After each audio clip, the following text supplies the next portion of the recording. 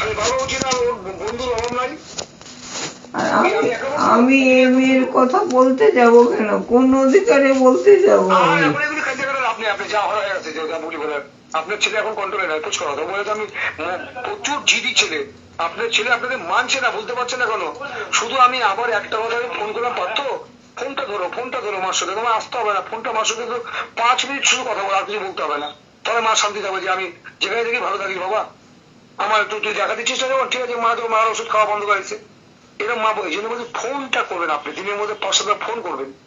ও এখন ইলেকশনে ব্যস্ত আছে, ফোনটা করুন, আপনি করতে আপনি করবেন, তাহলে ভাববে যে মার মায়া দয়া আছে, আমাকে ফোন করে যাচ্ছে। কোন মেয়ের কথা কে বলছে? আমি বলছি কি কথা বলেন, আমি কি বলি, তাহলে ভাববে কি, তাহলে মার মধ্যে টান আছে মেয়ে ছেলের উপরে, শুধু মেয়ের উপরে আর না। আপনি যদি জায়গাটাই ধরতে পারেন আমাকে, সেদিনকে বাড়িতে বলে আসতাম যে দিনের মধ্যে ফোন করবেন, না আসুক, আপনার করতে হবে করে যাবেন, ও না ধরুক, তাহলে হবে মা আমাকে ভালোবাসে, দিনের মধ্যে এতবার ফোন করছে 20 বার, তখন মনের মধ্যে কাটবে।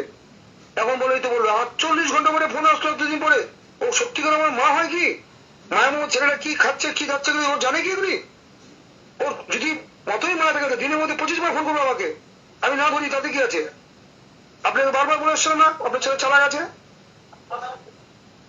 আমারও তো শরীর নাই, আর এত অসুখ বিসুখ। আপনাকে আপনার মেয়েকে বলুন, এখন এখন আমাকে দেখ, ধরো বিদেশে চাকরিতে চলে গেছে, এখন নাই বিদেশে গেলেও তো ফোন করে মারে কয় মা গো ঔষধ খাও, আগেও তো গেছে।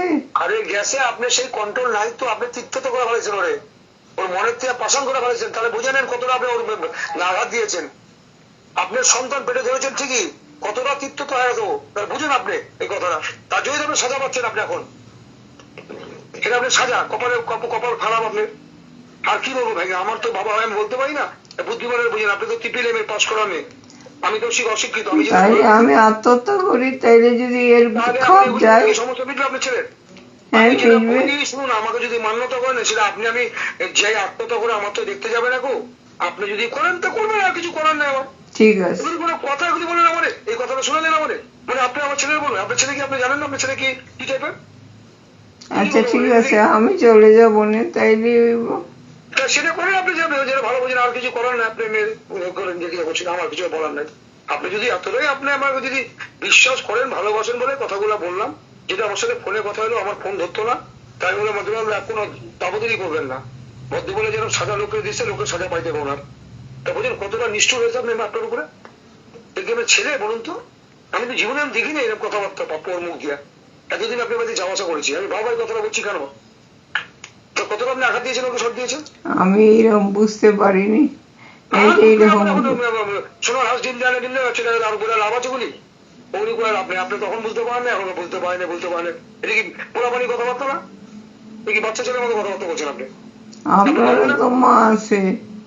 আর দূর, আপনি আপনি বলছেন আমার মাঝে, আমি মানুষদের আমি দেখা দিয়ে চলে যেতে দেখে ফোন করলে করে এরকম, আমি আমার ছেলে বের বলেছে, আমার সে চিন্তা করি না, আমি বাড়িতে বলা আছে আমার, আপনারা বলছি না আপনার সিচুয়েশন একরকম, আমার সিচুয়েশন একরকম, আপনি জিনিসটা বুঝতে পারছেন না কেন? আমি জীবনে এতদিন আপনার বাড়িতে গেছি, জীবনে দেখিনি পাথরে এরকম রূপ আমি